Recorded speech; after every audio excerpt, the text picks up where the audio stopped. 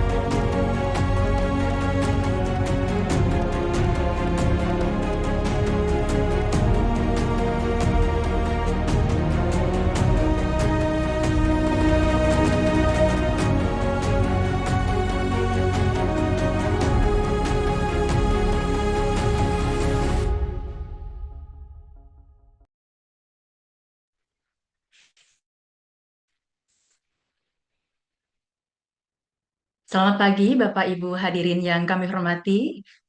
Assalamualaikum warahmatullahi wabarakatuh.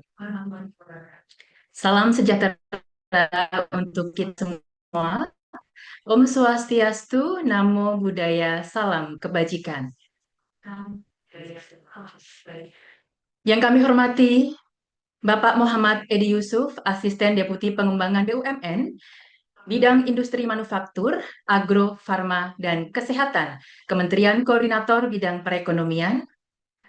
Yang kami hormati seluruh narasumber webinar, Ibu Doris Monika Sariturnip, Kepala Kelompok Pengawasan dan Pembinaan Usaha Perkebunan Berkelanjutan, Kementerian Pertanian, Bapak Ahmad Dhani Sunandar, Kepala Subdit Persiapan Persetujuan Perhutanan Sosial, Kementerian Kehutanan, Bapak Jimmy Wilopo, selaku lead dari Siap Pelalawan Landscape Program Diameter, dan seluruh hadirin yang berbahagia.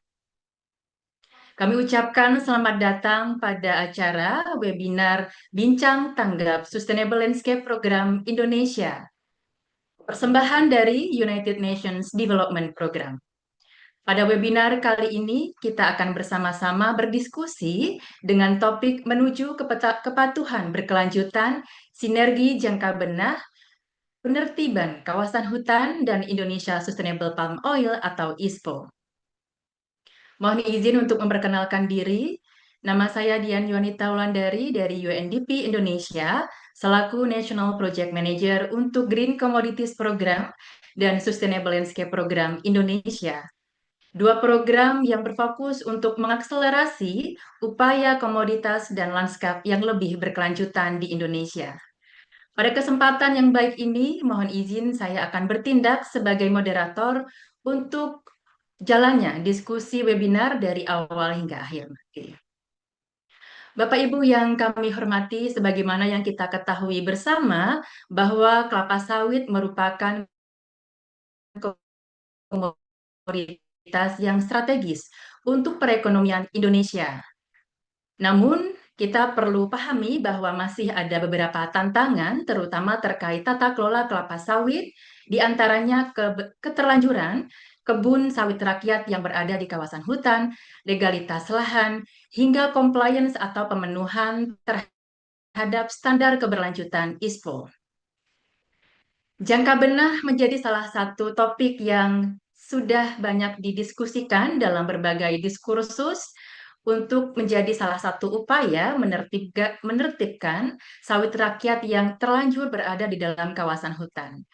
Sehingga pada kesempatan yang baik ini, kita akan sama-sama berdiskusi tentang bagaimana menyinergikan konsep jangka benah dengan kebijakan penertiban kawasan hutan dan ISPO bersama para narasumber yang sudah hadir di tengah-tengah kita, perwakilan dari perspektif pemerintah, dari Kementerian Pertanian dan Kementerian Kehutanan, serta perspektif dari implementer di lapangan yang akan disampaikan oleh Siap Pelalawan Landscape Program Diameter. Bapak Ibu yang kami hormati, untuk mengawali acara, kita akan bersama-sama menyimak sambutan kunci dari Kementerian Koordinator Bidang Perekonomian yang akan disampaikan oleh Bapak Muhammad Edi Yusuf. Kepada beliau, kami haturkan untuk menyampaikan sambutan. Terima kasih.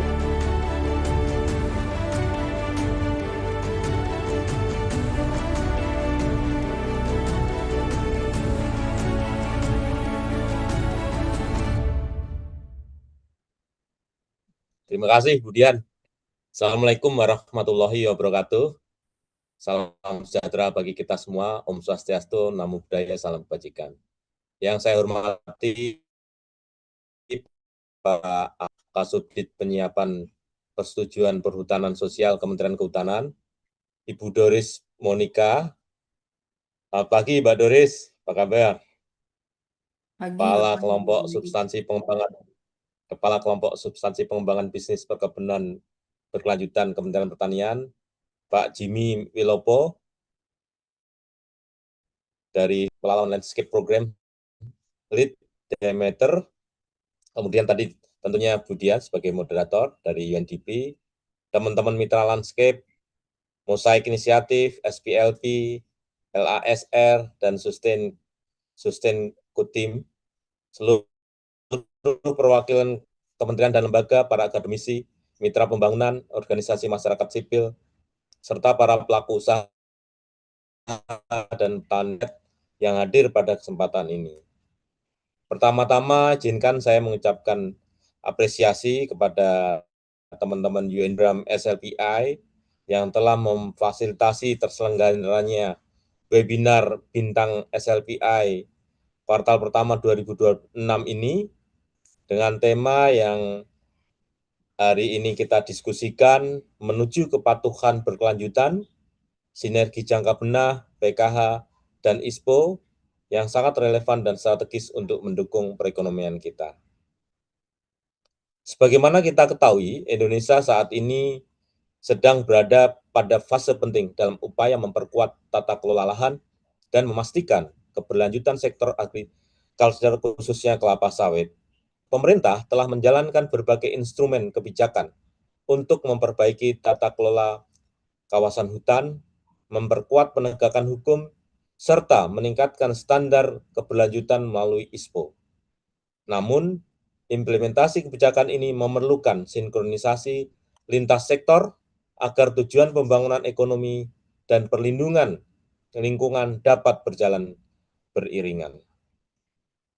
Di tengah dinamika tersebut, sawit rakyat memegang peran sentral, bukan hanya sebagai sumber penghidupan bagi jutaan keluarga, tetapi juga sebagai elemen penting dalam rantai pasok kelapa sawit nasional.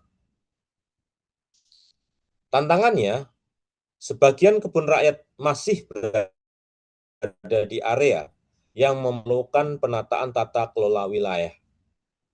Ketidakharmonisan kebijakan dapat menciptakan ketidakpastian bagi petani dan berpotensi menghambat efektivitas program pemerintah. Dalam konteks ini, pendekatan jangka benah menjadi relevan sebagai mekanisme pembinaan yang mampu menjembatani penegakan hukum dengan perlindungan penghidupan masyarakat. Jangka benah adalah waktu yang dibutuhkan untuk mencapai struktur hutan dan fungsi ekosistem yang diinginkan sesuai tujuan pengelolaannya. Strategi jangka benah dapat menjadi persoalan keterlanjutan sawit rakyat di dalam kawasan hutan. Bapak Ibu yang saya hormati, seiring meningkatnya tuntutan pasar global dan nasional terhadap produk sawit yang berkelanjutan, ISPO memiliki peran penting sebagai compliance framework yang menyatukan kepentingan ekonomi, lingkungan, dan sosial. Namun, masih terdapat kesenjangan antara kebijakan penataan kawasan dan realitas di rantai pasok, khususnya produk dari kebun rakyat yang masih dalam proses pembinaan. Karena itu, sinergi antara pendekatan jangka benah, penegakan PKH, dan implementasi ISPO merupakan langkah krusial untuk memastikan bahwa petani mendapatkan jalur transisi yang adil, rantai pasok nasional lebih terstandarisasi, dan daya saing produk sawit Indonesia semakin kuat di tingkat global. Kami menilai bahwa webinar ini menjadi momentum penting untuk memperkuat dialog kebijakan multi pihak. Kami juga menyambut baik upaya untuk membangun forum kerja lintas lembaga sebagai tindak lanjut konkret dari diskusi hari ini. Sebelum saya akhiri sambutan saya ini, saya selalu mengingatkan kita semua, dan agar Bapak Ibu juga menyampaikan kepada masyarakat tentang pentingnya kita menghindari kebodohan dan menjadi orang yang pintar, sebagaimana saya sebut sebagai Edis Vision. Menjadi pintar atau bodoh adalah pilihan kita. Jika kita melatih diri dengan rajin membaca atau belajar, selalu fokus dan sungguh-sungguh, maka kita memilih menjadi pintar. Jika sebaliknya yang kita lakukan, maka kita memilih bodoh dan menjadi miskin. Namun, menjadi pintar harus pintar mulia, baik hati. Saya ucapkan sumber peserta, semoga diskusi hari ini kan rekomendasi nyata. Dengan mengucapkan Bismillahirrahmanirrahim, webinar Bintang SLPI kuartal pertama 2026, saya nyatakan resmi dibuka. Terima kasih. Wassalamualaikum warahmatullahi wabarakatuh. Terima kasih banyak Bapak Edi Yusuf atas sambutan kunci yang disampaikan. Tadi juga sekaligus menyapa begitu ya Pak, ada sekitar 133 orang yang bergabung di webinar kita hari ini. Ini menjadi momentum yang baik untuk kita berbagi dan bersinergi bagaimana kita memperkuat tata kelola sawit di Indonesia. Bapak Ibu yang kami hormati, sebelum kita masuk pada inti dari acara, saya mengundang untuk seluruh narasumber sekaligus Bapak Edi Yusuf untuk kita lakukan foto bersama secara virtual terlebih dahulu. Baik, saya akan pandu. Mohon izin. 1, 2, 3. Sekali lagi. 1, 2, 3. Baik, terima kasih. Ini karena fotonya virtual, jadi tidak terasa seperti di foto ya Bapak Ibu, karena di screenshot seperti itu. Baik, sepertinya kita sudah siap di inti dari acara webinar kali ini, di mana kita akan sama-sama menyimak pemaparan dari para narasumber yang memang sangat relevan dengan topik kita pada pagi hari ini, yaitu tentang sinergi jangka penertiban kawasan hutan dan Indonesia Sustainable Palm Oil atau ISPO. Saya freezing, aman ya? Oke. Baik, sebelum saya undang narasumber yang pertama, saya terlebih dahulu ingin menyampaikan kepada para peserta untuk dapat menyampaikan pemikiran atau mungkin pertanyaan via kolom chat saat sesi pemaparan berlangsung. Jadi dipersilahkan untuk rekan-rekan Bapak Ibu hadirin peserta begitu ya menyampaikan mungkin pandangan, pemikiran atau pertanyaan via kolom chat. Nanti kami akan mensintesis atau meringkas begitu untuk kita bawa di sesi berikutnya, yaitu di sesi diskusi dengan para narasumber. Bapak Ibu narasumber, apakah sudah siap kita mulai dengan sesi pemaparan ya? Baik, terima kasih. Sesi narasumber yang pertama, kita akan menyimak bagaimana perspektif Kementerian Pertanian dalam hal sinergi jangka benah, penertiban kawasan hutan, dan ISPO. Dalam hal ini, saya dengan senang hati mengundang Ibu Doris Monika Sariturnip untuk menyampaikan paparan. Silakan. Terima kasih, Bunda.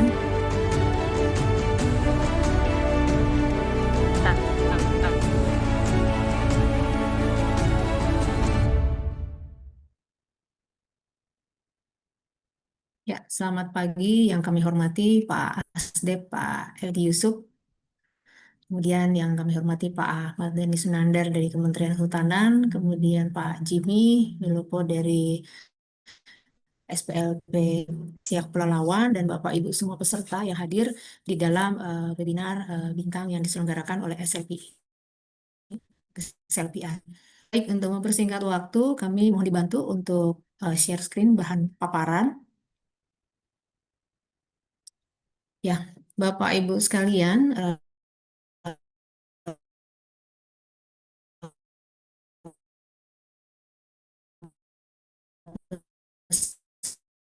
serta legalitas lahan. Mungkin ini juga nanti yang akan terkait juga bagaimana nanti proses jangka benah yang sudah diatur melalui regulasi Kementerian Kehutanan, dan juga nanti berkaitan juga bagaimana kondisi real di lapangan nanti yang akan disampaikan oleh Pak Jimmy. Slide berikutnya.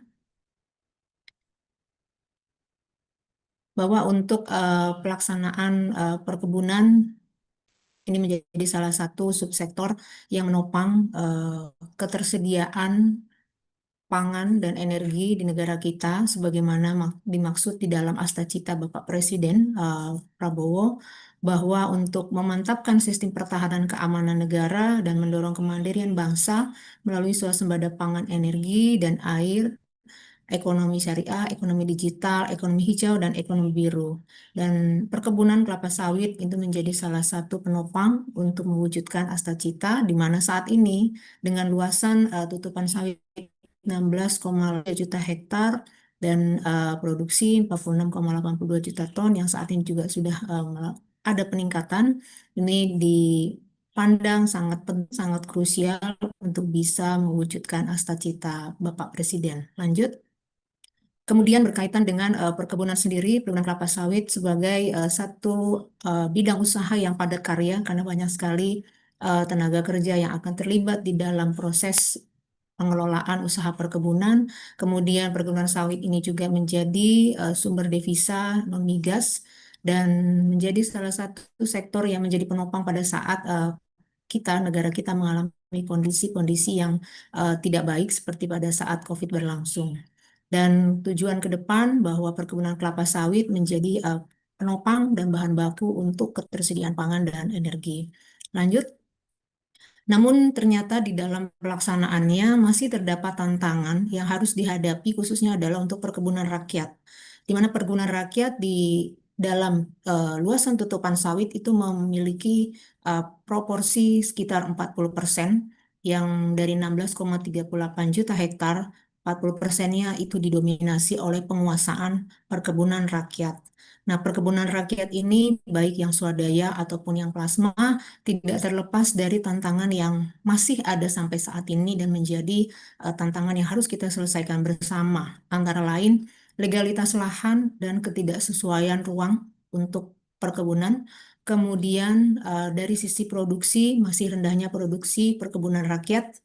Kalau di Direktorat Jenderal Perkebunan diharapkan untuk produksi perkebunan rakyat itu di angka 3,8 juta ton, tapi saat ini mungkin masih di bawah itu. Kemudian dari administrasi usaha belum terdata dengan baik, di mana masih terdapat kendala di dalam proses pendataan dan penerbitan surat tanda daftar budidaya. Dan selain itu juga dari sisi pembinaan dan pendampingan teknis yang masih juga memiliki tantangan. Lanjut. Dari sisi lahan atau legalitas lahan terkait dengan tata ruang, ini menjadi salah satu yang krusial karena banyak sekali permasalahan-permasalahan yang kami hadapi adalah berkaitan dengan tata ruang. Yang pertama, bahwa histori pembukaan lahan sebelum penetapan tata ruang ini juga menjadi salah satu kondisi yang dihadapi perkebunan rakyat, bahwa masyarakat yang mungkin saat ini memiliki kebun kelapa sawit juga tidak mengetahui sebenarnya kebun mereka itu berada di tata ruang yang seharusnya kah atau ternyata di tata ruang yang tidak tepat. Kemudian keterbatasan akses informasi pekebun terhadap regulasi pelepasan kawasan hutan. Nah, ini juga nanti menjadi pembahasan yang mungkin akan disampaikan Pak Dhani. Bagaimana perkebunan rakyat saat ini yang status kebunnya berada di kawasan memiliki tantangan besar untuk menyelesaikan atau memproses penyelesaian status kawasan perkebunannya. Kalau di gambar yang bawah, perkebunan rakyat itu tanya bisa tumpang tindih dengan izin konsesi perusahaan, bisa tumpang tindih juga dengan kawasan hutan. Dan ini tidak diketahui oleh masyarakat karena mereka tidak melakukan proses untuk overlay terlebih dahulu pada saat melakukan pembukaan lahan, sehingga ketika ada lahan mereka langsung menanam, tapi ternyata secara tata ruang ini tidak sesuai.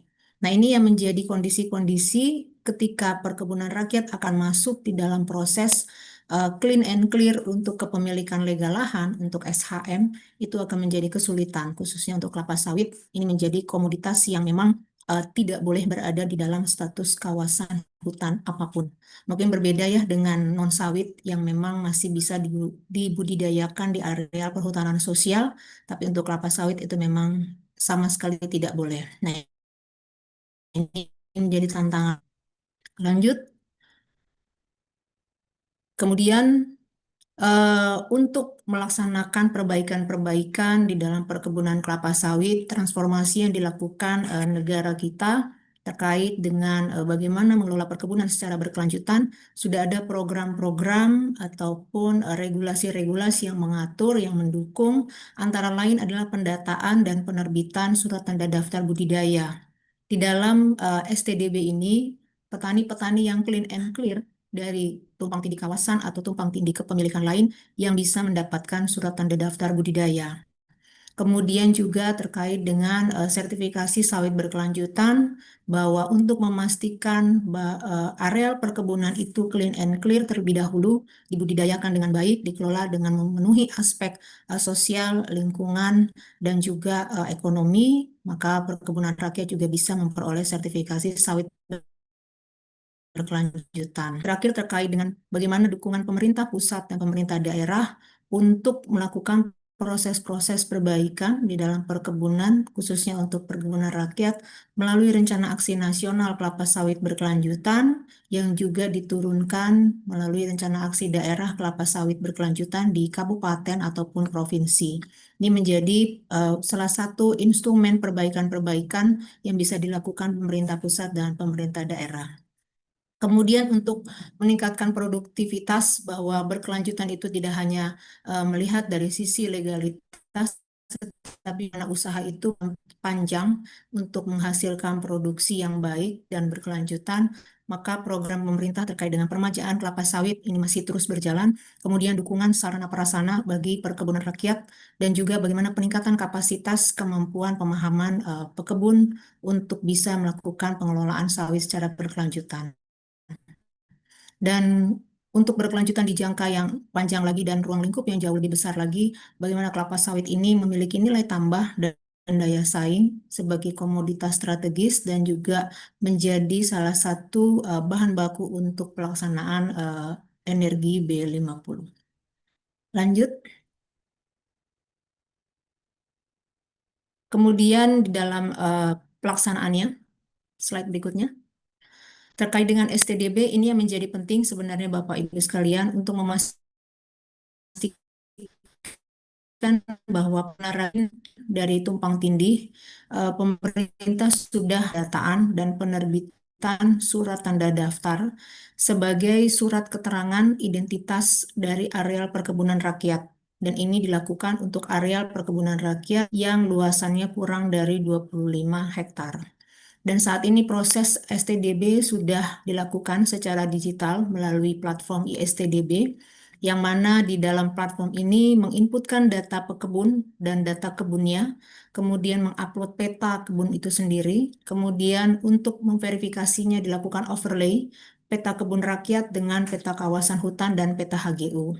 Nah, saat ini integrasi peta kawasan hutan dan peta HGU, kami mengambil peta yang berasal dari kebijakan satu peta, dan ini juga mungkin perlu perbaikan lagi ke depan, di mana data-data untuk kawasan hutan ataupun data peta KGU tentunya punya dinamis perubahan-perubahannya, sehingga perlu ada update yang secara reguler bisa terintegrasi dengan ISTDB. Dan kemudian ketika sudah clean dan clear, areal tersebut, maka pemerintah kabupaten akan menerbitkan STDB melalui penandatanganan elektronik di dokumen tersebut. Lanjut. Kemudian ketika ditanya bagaimana dasar hukumnya, bahwa penerbitan STDB itu punya dasar hukum melalui Permentan 98 tahun 2013, bagaimana kewajiban dari Bupati Wali Kota melakukan pendaftaran usaha perkebunan rakyatnya. Kemudian teknis pelaksanaannya dituangkan dalam SK Dirjen 2024 dan SK Dirjen 123 tahun 2024. Nah, di dalam SK Dirjen 123 tahun 2024 inilah yang mengakomodir komoditas non-kelapa sawit itu bisa didata dan diterbitkan STDB ketika dibudidayakan di areal-areal perhutanan sosial oleh masyarakat yang telah memiliki SK sebagai kelompok pengelola perhutanan sosial. Lanjut. Kemudian tahapannya, jadi tahapan bagaimana menyatakan bahwa kebun rakyat itu clean and clear, mulai dari sosialisasi, baik di tingkat kabupaten dilakukan oleh dinas ataupun pelibatan provinsi dan Ditjen Perkebunan. Kemudian pendataan, ada pengisian data pekebun, data kebun, termasuk juga titik koordinat, dan juga pemetaan dan verifikasinya. Dan ini yang menjadi proses yang harus dilewati untuk setiap pekebun. Lanjut. Dan kemudian capaian STDB, Bapak Ibu bisa lihat masih jauh sekali untuk kelapa sawit saja, masih 5,50% dari data statistik tahun 2023. Nah, ini menjadi PR kita bersama untuk memastikan lahan perkebunan itu terdata dan bisa diterbitkan STDB. Selanjutnya, kemudian untuk ISPO sendiri sebagai satu regulasi yang mengatur bagaimana sawit dilakukan secara berkelanjutan, saat ini sudah ada Permentan 33 tahun 2025, bahwa boleh next slide, di dalam pemenuhan prinsip kriteria yang paling pertama, baik di sisi perusahaan maupun perkebunan rakyat, itu adalah kepatuhan terhadap regulasi. Dan slide berikutnya, di dalam pelaksanaan ini, untuk memastikan bahwa persyaratan untuk masuk di dalam proses sertifikasi ISPO adalah adanya STDB untuk perkebunan rakyat dan izin usaha perkebunan untuk perusahaan. Nah, ini yang menjadi parameter terpenting bahwa perusahaan ataupun perkebunan rakyat itu sudah memiliki legitimasi usaha perkebunan yang sesuai dengan ketentuan peraturan perundangan. Setelah itu dilakukan verifikasi terhadap prinsip-prinsip berkelanjutan mulai dari budidaya, kemudian lingkungan, pengelolaan usahanya yang mempunyai dampak signifikan bagi masyarakat sekitarnya.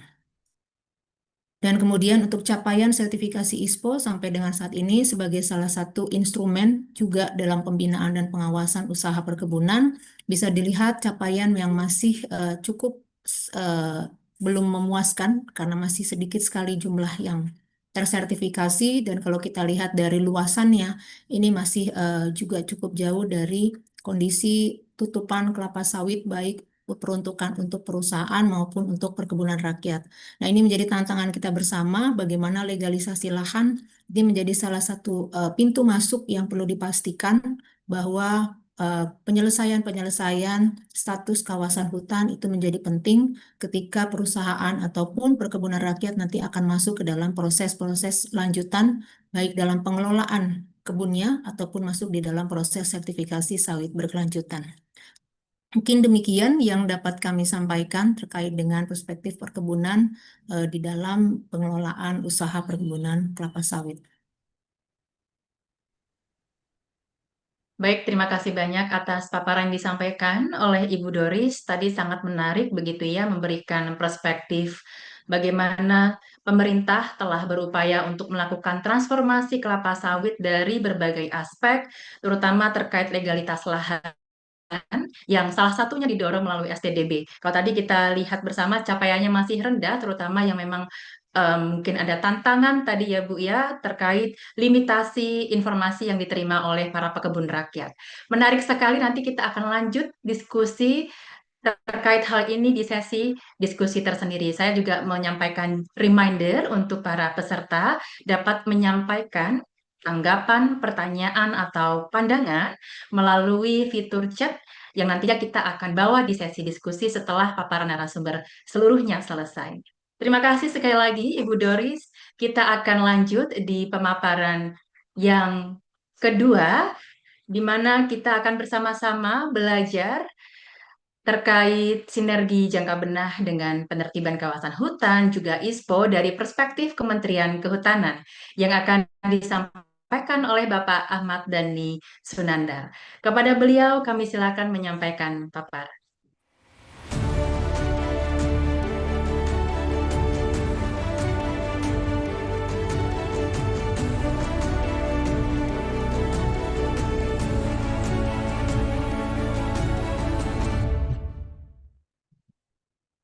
Baik, terima kasih Mbak Dian. Suara saya terdengar ya? Terdengar dengan baik Bapak, terima kasih. Baik, yang saya hormati Pak Asdep Pengembangan BUMN dari Kementerian Perekonomian. Kemudian sesama narasumber Bu Doris dan Pak Jimmy dan Bapak Ibu semua, saya akan membawakan tentang jangka benah. Tapi mohon maaf, mungkin saya sebatas yang terkait dengan perhutanan sosial. Silakan presentasinya berikutnya. Nah, ini mungkin saya sedikit meng-highlight tentang program perhutanan sosial. Jadi, perhutanan sosial sendiri sebetulnya sudah cukup lama, diinisiasi di tahun 95 melalui proyek. Kemudian ada peraturan pemerintah tahun 2007 tentang tata hutan dan penyusunan rencana pengelolaan hutan. Kemudian berkembang sampai akhirnya ada Undang-Undang 11 tahun 2020 tentang UCK. Nah, di sini mulai bersinggungan antara kelapa sawit dengan perhutanan sosial. Nah, kemudian pada 2021 Kementerian LHK waktu itu mengeluarkan peraturan nomor 9 tentang pengelolaan perhutanan sosial, di mana pada saat itu kebun-kebun sawit yang keterlanjuran ada di kawasan hutan itu diselesaikan melalui Satlakwasdal waktu itu. Nah, kemudian yang terbaru adalah Peraturan Presiden nomor 28 tahun 2023. Ini perencanaan terpadu percepatan pengelolaan perhutanan sosial, di mana ke depannya untuk mengimplementasikan ini butuh satu sinergi dan kolaborasi program dengan berbagai stakeholder ya, yang kemudian membentuk peta helix. Dan target dari perhutanan sosial ini ada 12,7 juta hektar. Berikut slide selanjutnya. Nah, ini beberapa capaian yang bisa kami sampaikan, bahwa saat ini perhutanan sosial sudah mengeluarkan 11.192 SK untuk luasan 8,3 juta hektar dan 1,42 juta kepala keluarga. Kemudian juga dari situ kemudian lahir kelompok-kelompok usaha perhutanan sosial. Ada standarnya memang untuk saat ini ada 4. Untuk yang blue itu yang masih dominan, dan yang paling puncak itu yang platinum, itu memang masih sedikit ya capaiannya untuk yang platinum. Nah, ini menggambarkan sebetulnya bagaimana usaha yang mereka lakukan yang terkait dengan pengelolaan kawasan tadi. Kemudian untuk komoditasnya sendiri itu dominan komoditas hasil hutan bukan kayu. Yang kayu hanya tidak sampai 4%. Termasuk juga ada wisata dan lain-lain. Selanjutnya. Nah, ini alokasi peta indikatifnya perhutanan sosial tersebar di seluruh wilayah Indonesia. Sebetulnya sekarang sudah ada revisi yang terbaru, revisi 10. Kemarin baru keluar hasil QC-nya, jadi ini saya masih menampilkan yang revisi 9. Nah, ini dapat di-download di Sigap Men LHK, siapapun bisa melihat ya peta indikatif perhutanan sosial. Lanjut. Nah, ini capaiannya, akses kelolanya ini yang tadi 8,3 juta hektar, eh, sebarannya di provinsi di, di setiap tahun. Lanjut.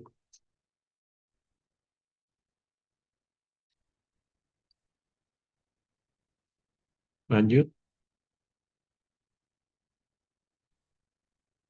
Nah, ini skema perhutanan sosial ada 5 ya.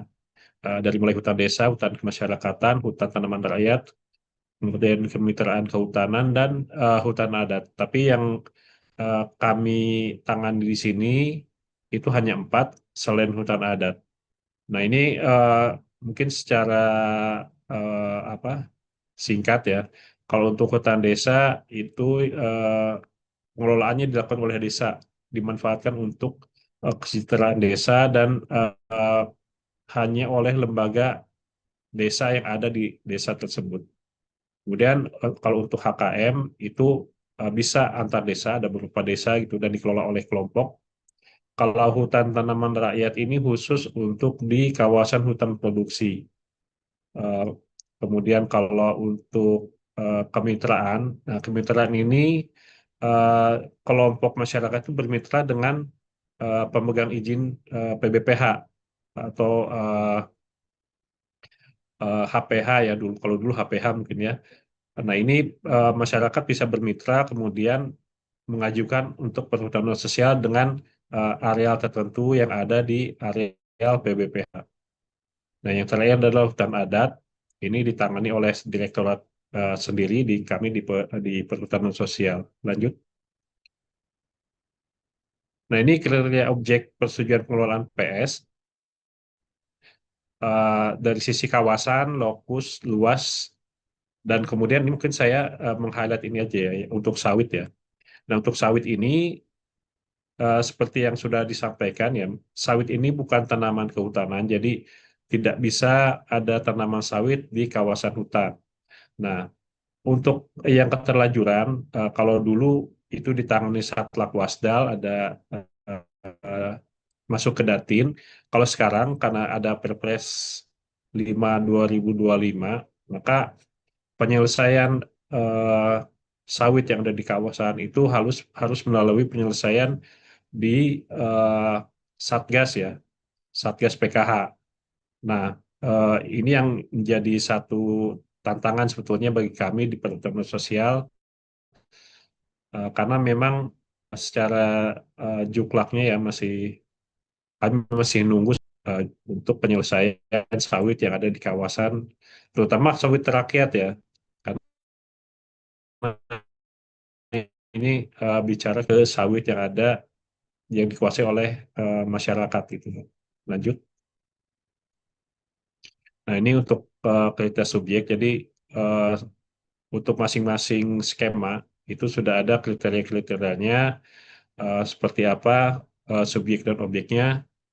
Eh, Intinya adalah perhutanan sosial itu menekankan pengelolaan pemberian akses legal ya pengelolaan suatu kawasan oleh masyarakat setempat. Jadi tidak diharapkan dengan seperti itu tidak ada eh, masyarakat luar ya yang ikut campur untuk mengelola areal yang ada di situ gitu ya. Lanjut. Nah ini alur prosesnya untuk pengajuan atau permohonan pengelolaan perhutanan sosial itu dari kelompok mengajukan ke menteri, kemudian nanti kami proses. Kalau memang bisa dikeluarkan SK-nya, nanti akan dikeluarkan SK-nya oleh Dirjen atas nama menteri. Tidak, kita akan tolak. Lanjut.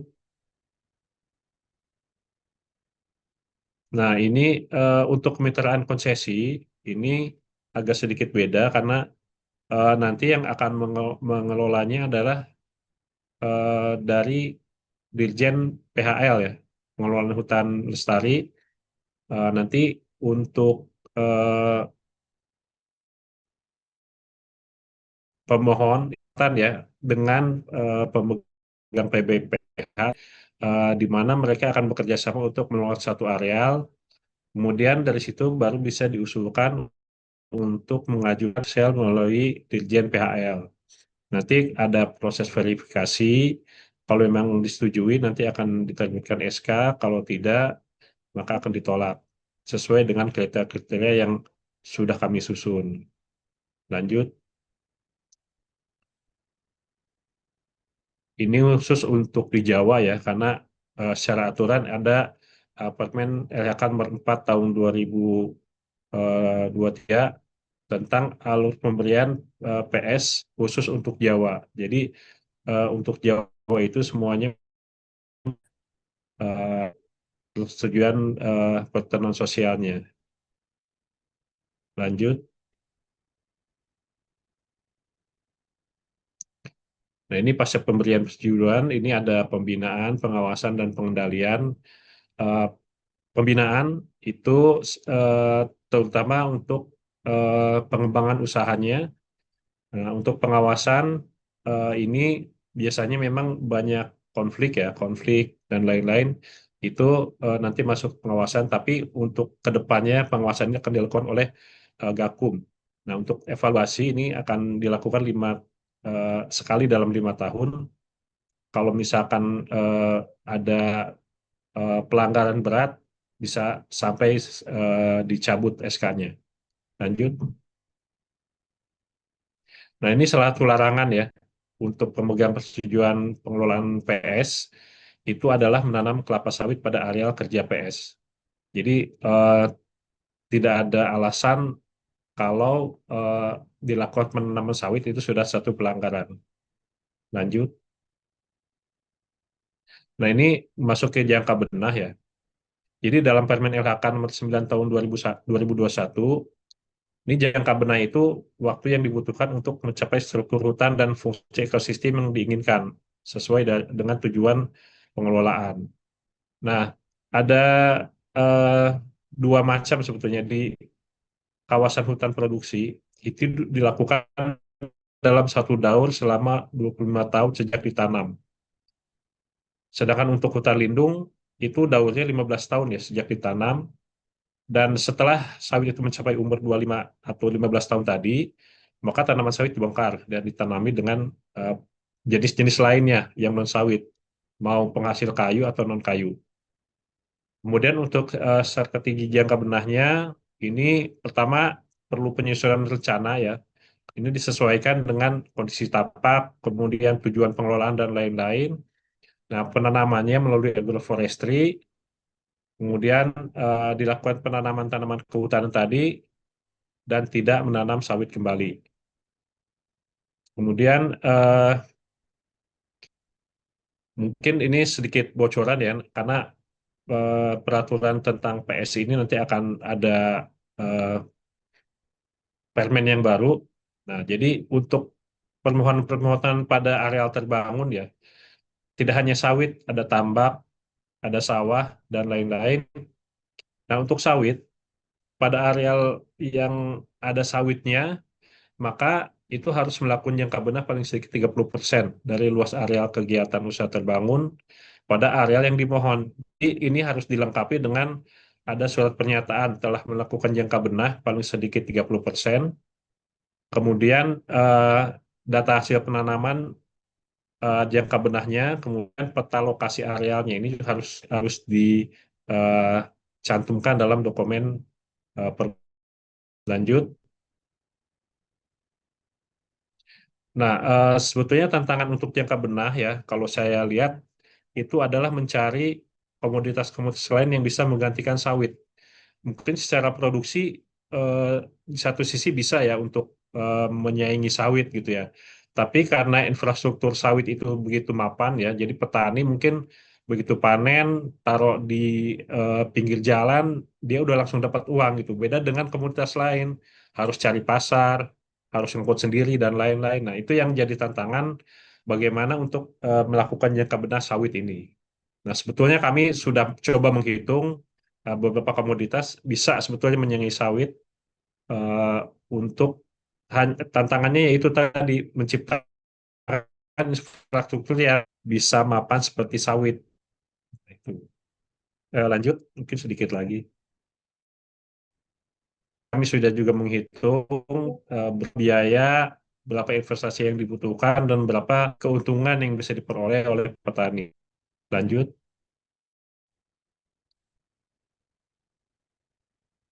Ini seperti ini angkanya, nanti mungkin bagi Bapak Ibu yang mendapatkan filenya bisa dibaca ya. Mungkin itu ya, Mbak Dian, dari saya. Eh, Mudah-mudahan bisa ada tanggapan atau saran, karena kami juga terkait jangka benah sawit mungkin menunggu nih prakteknya seperti apa dari Pak Jimmy nanti. Mohon ada informasi juga. Makasih Mbak Dian. Baik, terima kasih banyak Pak Dani atas pemaparannya yang sangat menarik tadi ya. Kita diantarkan dengan kerangka kebijakan perhutanan sosial, kemudian masuk ke beberapa kerangka kebijakan terkait jangka benah. Dan terima kasih banyak Pak Dani tadi sudah diberi bocoran bahwa ada rancangan permen yang terkait jangka benah begitu ya ke depan. Kita akan diskusikan lebih lanjut. Tadi Pak Dani juga menyampaikan perlu mendengar best practices begitu ya Pak ya, implementer di lapangan seperti apa. Nah, ini yang juga kita akan tunggu-tunggu, di mana kita akan menyimak pemaparan dari implementer siap pelalawan landscape program Diameter yang akan disampaikan oleh Bapak Jimmy Po. Dan tempat disilakan untuk Pak.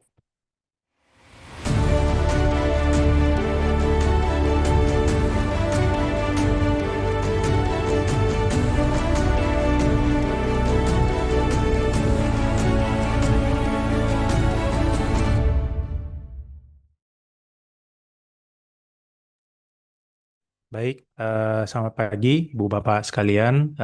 Terima kasih Bu Dian yang sudah mengantarkan. Ya, terima kasih juga kami sampaikan kepada eh, Pak Edi Yusuf, Pak Asdep, kemudian juga sesama narasumber, Bu Doris dari Kementan, Pak Dani yang pagi ini memang bersama-sama untuk berbagi pengalaman, berbagi cerita terkait dengan jangka benah, PKH dan ISPO. Ya, eh, kami sangat mengapresiasi, terima kasih pada UNDP yang sudah memberikan kesempatan kepada Diameter dalam hal ini mewakili teman-teman Proforest dan Jejakin yang satu konsorsium mengelola Siak Pelalawan Landscape Program. Perkenalkan, saya Jimmy Lopo selaku Project Lead untuk SPLP yang biasa kami singkat. Eh, Baik, mungkin bisa ke materi presentasi.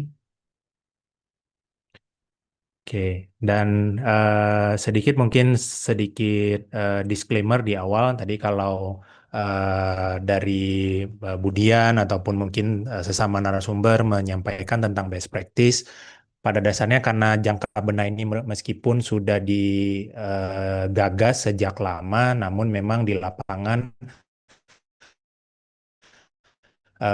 jadi mungkin bukan best practice yang akan kami sampaikan, tapi ya ya bagaimana nanti menjadi materi untuk sama-sama dibahas ataupun kami laporkan apa dinamika dan tantangan di lapangan nantinya. Lanjut. Ya, kami mau mengawali tentang Siap Pelalawan Landscape Program. Jadi SPLP ini sudah berjalan sejak tahun 2020 dan SPLP ini menerapkan pendekatan lanskap, inisiatif lanskap. Kenapa? Karena ya pada dasarnya SPLP ini merupakan inisiatif yang berorientasi dampak oleh 90 perusahaan hulu dan hilir terkait minyak kelapa sawit yang berawal dari komitmen NDP perusahaan-perusahaan tersebut, tanpa deforestasi, tanpa pembukaan gambut, dan juga tanpa eksploitasi.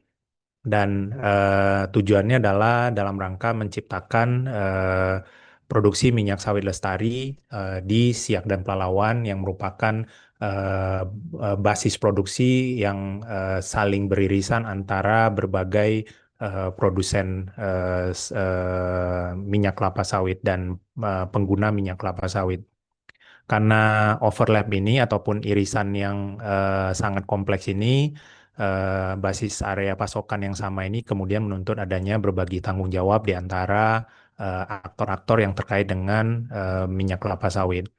Dan juga meskipun sebelum SPLP ini sudah berjalan, masing-masing perusahaan tersebut sudah melakukan inisiatif ataupun kegiatan sendiri-sendiri.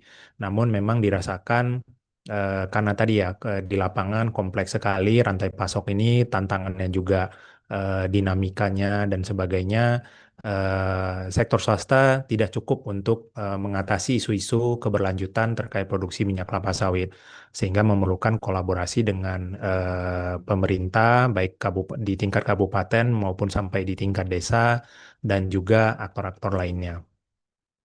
Dan di 2023 SPLP didukung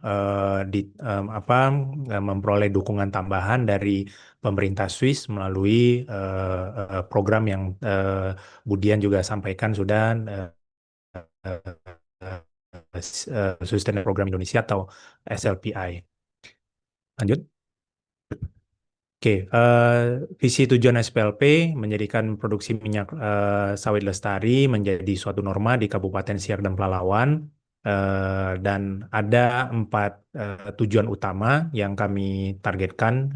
Di luar memang tadi kami coba rangkum dengan berbagai kompleksitas tantangan dan permasalahan di lapangan terkait dengan lanskap maupun produksi minyak sawit yang lestari. Kami coba rangkum menjadi 4. Yang pertama tentunya merupakan hal yang sangat utama mengenai perlindungan hutan, gambut, dan juga ekosistem alami. Kemudian yang kedua mengenai mata pencarian, livelihood, bagaimana mendukung kawasan pekebun dan juga komunitas di tingkat tapak untuk memperoleh kehidupan yang layak. Dan yang ketiga mengenai dialog sosial, mengenai hak pekerja, mengenai hak masyarakat dalam rangka mendukung produksi sawit lestari.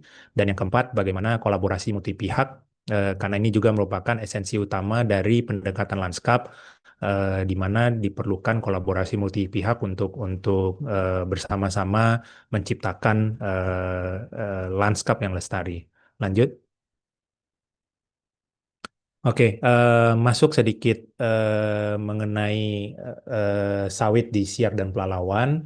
SPLP sudah melakukan analisis spasial di tahun 2023 terkait kebun kelapa sawit di kawasan hutan di Siak dan Pelalawan. Dan dari analisis yang kami lakukan, indikatif area sawit yang masuk ke pemegang izin itu ada sekitar 19.000 hektar. Kemudian indikatif area sawit di kawasan itu ada sekitar 58.500 hektar. Atau kalau jika dirata-ratakan, kami juga sudah melakukan pemetaan sawit secara total di Kabupaten Siak itu sekitar 323.000 hektar, di mana kalau dipresentasikan berarti ada sekitar 18% sawit yang berasal dari kawasan hutan untuk konteks Siak. Kemudian di Pelalawan ada sekitar di total yang di kawasan hutan itu ada sekitar 115.000 hektar, di mana total keseluruhan sawit di Pelalawan itu ada 384.000, dan kalau dipresentasikan itu ada sekitar 30%. Nah, lanjut dulu. Dan ya, SPLP sendiri sejak dari 2024, sejak dari 2023 akhir, 2024 awal, kami coba menginisiasi ataupun mempilotkan, melakukan percobaan program jangka benah di Siak. Karena memang tadi ya, mengingat banyaknya cukup luasnya sawit yang terlanjur berada di kawasan hutan. Dan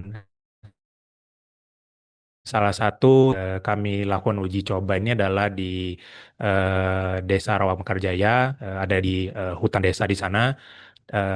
Kondisi lapangan sebenarnya memang banyak yang tadi ya, memang mereka karena keterlanjuran, karena ketidaktahuan masyarakat, kemudian mereka menanam di kawasan hutan, baru perhutanan sosial itu terbit begitu. Sehingga setelah itu kami coba untuk memfasilitasi kegiatan jangka benar di lapangan.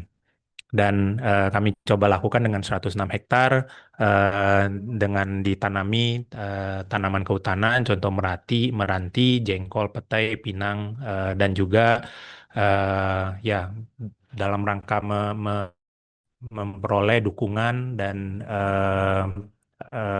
apa namanya partisipasi dari masyarakat ataupun tanda kutip pemilik lahan, karena di lapangan meskipun itu kawasan hutan tapi memang faktanya itu sudah tadi ya tanda kutip dimiliki oleh masyarakat desa tersebut ataupun masyarakat kota yang membeli lahan dari masyarakat. Nah, kami melakukan pertemuan, sosialisasi tentang peraturan mengenai penanganan sawit dalam kawasan hutan, kemudian bagaimana kemudian berbagi tanggung jawab antara SPLP dan pemilik lahan dan juga LPHD, kemudian juga jenis-jenis tanaman yang nantinya akan ditanam di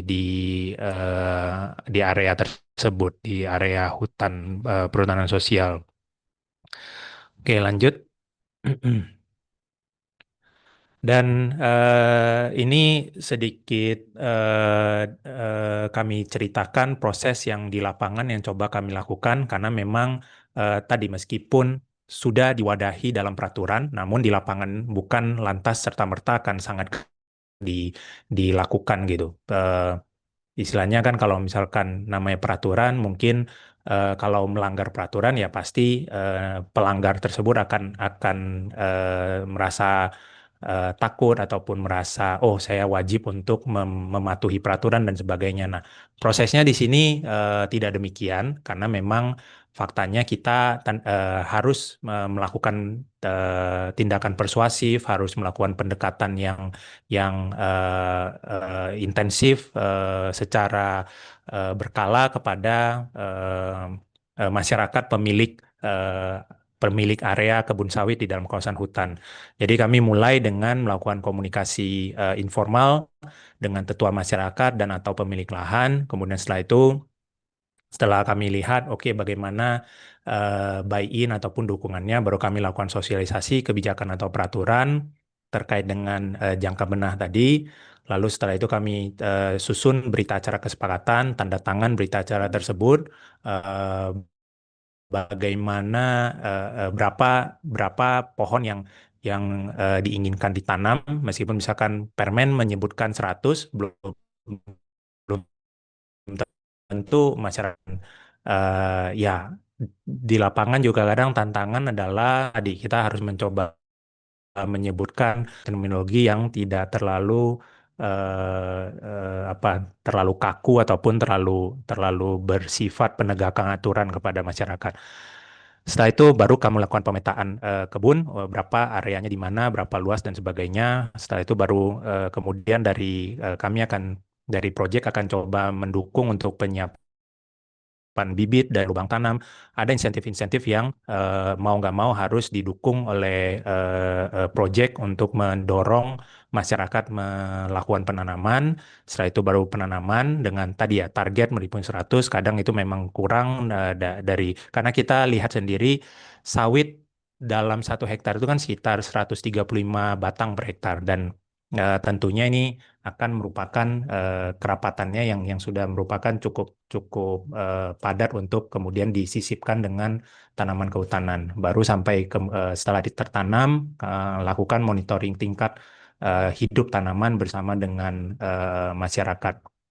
Dan di SPLP sendiri saat ini kami coba inisiasi jangka benah ini di 3 desa, 2 di Siak dan 1 di Palawan, dan yang kami rasakan memang sampai saat ini yang cukup progresif itu adalah sawit-sawit yang berada di Taman Nasional. Tidak demikian halnya dengan sawit-sawit yang berada di hutan produksi misalkan. Karena tadi ya mungkin dari segi pergerakan Satgas PKH tadi yang sudah disinggung oleh Pak Dani mungkin belum cukup intensif atau bagaimana begitu. Lanjut. Dan tantangan implementasi jangka benar kami coba kategorisasi menjadi 4. Pertama implementasi, kemudian sosiokulturalnya, lalu aspek ekonomi dan tata kelola sawit.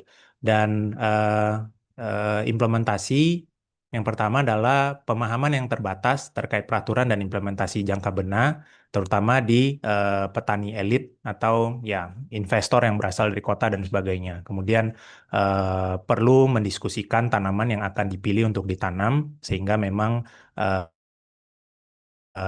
tanaman tersebut selain bermanfaat secara ekologi juga bisa bermanfaat secara ekonomi.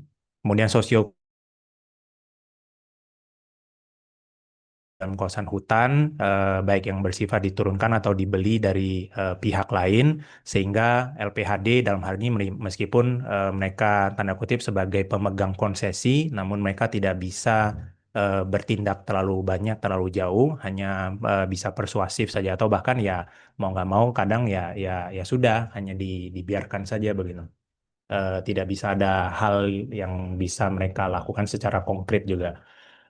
Kemudian aspek ekonomi, ya ini yang memang di lapangan terjadi adalah tidak ada kesulitan menjual buah sawit dari kawasan hutan ke PKS, dan juga memang ya PKS terima saja dengan ini ya, terlepas dari memang bagaimana kontrol pemerintah ataupun kontrol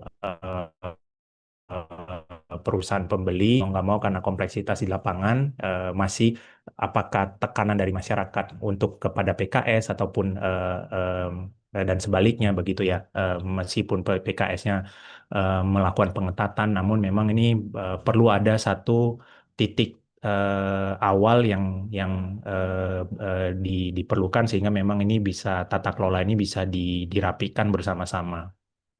Kemudian belum ada insentif untuk pelaku jangka benar. Persyaratan 100 tanaman non sawit per hektar dikhawatirkan akan berkompetisi dengan sawit. Kemudian yang terakhir tata kelola sektor sawit, lemahnya pengawasan terhadap tata kelola sawit.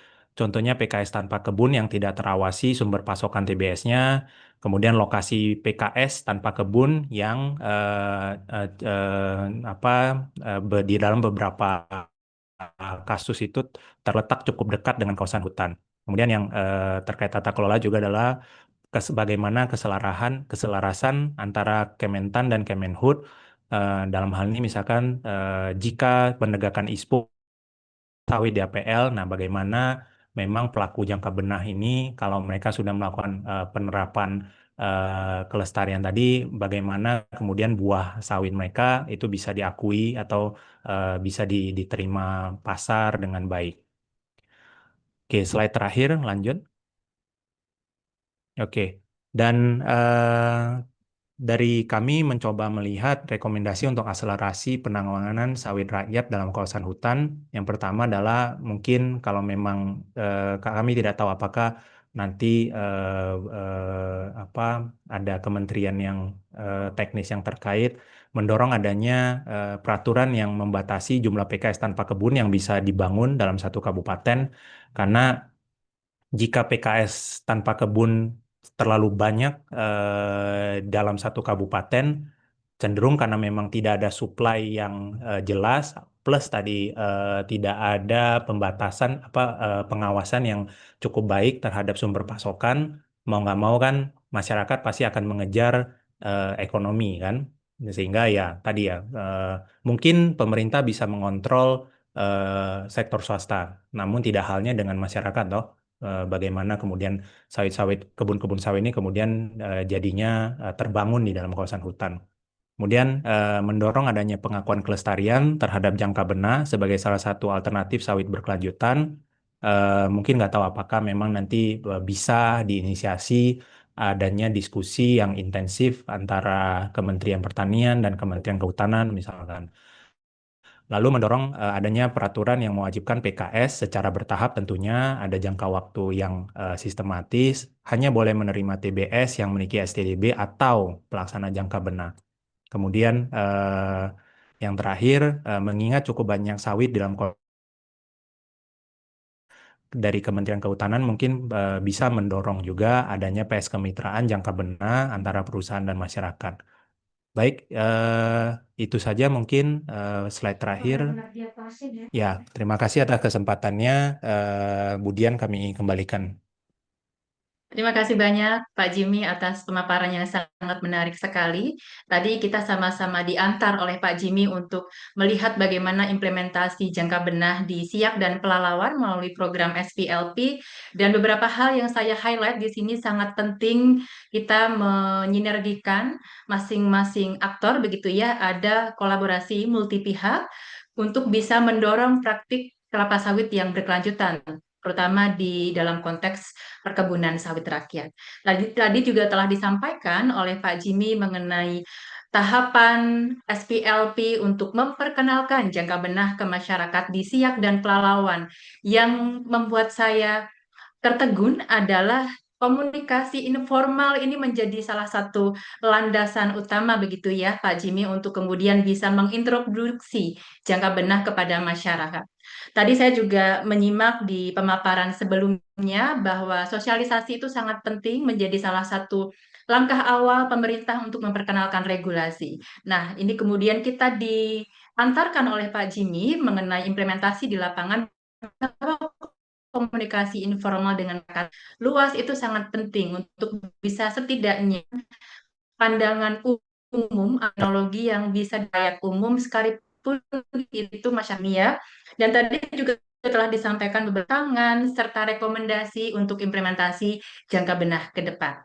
Baik, Bapak Ibu hadirin yang kami hormati, terima kasih banyak telah menyimak pemaparan dari seluruh narasumber webinar kali ini, dan saya ucapkan selamat datang untuk peserta webinar yang mungkin baru bergabung dengan kita. Di layar ini nampak sekitar 151 orang bergabung di webinar kita pada pagi hingga siang hari ini. Terima kasih dan selamat datang. Kita akan masuk ke sesi berikutnya, Bapak Ibu, yaitu sesi diskusi. Kami telah mencatat beberapa pertanyaan yang masuk selama proses pemaparan tadi berlangsung, namun ini juga masih dibuka ya, ada pertanyaan yang ingin disampaikan melalui fitur chat. Baik, saya akan sampaikan pertanyaan untuk Ibu Doris terlebih dahulu. Ini ada beberapa pertanyaan, Ibu. Sebetulnya banyak sekali pertanyaan yang kami terima ya, tapi saya coba sort out begitu mana yang bisa kita sampaikan dan kita diskusikan di forum ini, dan apabila mohon maaf sekali Bapak Ibu hadirin nanti waktunya terbatas untuk menjawab seluruh pertanyaan, kami akan menyampaikan feedback via email atau respon dari pertanyaan Bapak Ibu via email. Baik, pertanyaan pertama untuk Ibu Doris, mewakili Kementerian Pertanian, Ibu. Jadi ada pertanyaan dari Ibu Ratna Akif Nawati, ini bagian dari konsorsium SPLP sebetulnya, ini tim dari Pak Jimmy ya, terkait tantangan pendataan STDB. Jadi disampaikan ada beberapa tantangan di lapangan. Pertama itu terkait pengambilan titik koordinat kebun, di mana sebagian besar lokasi kebun bisa saja curam dan ini menjadi kendala. Kedua, petani sebagian besar tidak mempunyai surat keterangan atas tanah.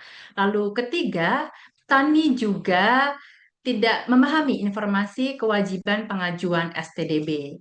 Nah, terkait hal ini, apakah sosialisasi yang dilakukan oleh Kementerian Pertanian sudah dilakukan oleh optimal untuk para petani, terutama untuk PPL?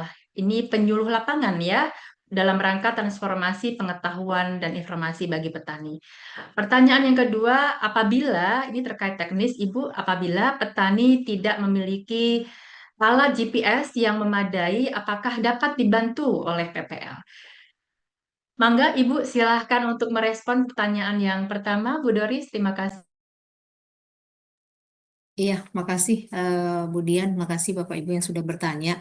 Jadi ya, artinya untuk tata ruang lahan ini memang perlu dukungan dari pemerintah kabupaten, terutama adalah dinas yang membidangi tata ruang untuk menginformasikan kepada seluruh kepala desa bahwa areal-areal di desa itu sebenarnya tata ruang itu apa saja peruntukannya.